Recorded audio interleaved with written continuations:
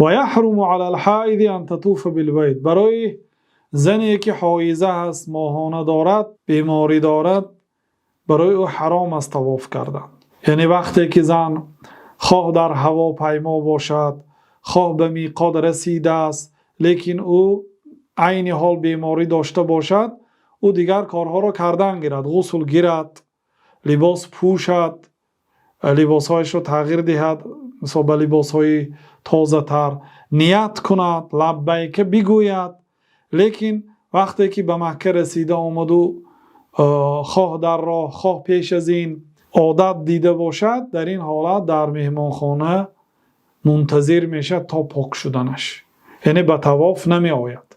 چه خیلی که برای او نماز حرام است، همین گونه طواف هم حرام است. منتظر میشد کدام وقتی که پاک شد، بعد پاک شدن بعد غسل میگیرد، طهارت کرده بعد به طواف می آید.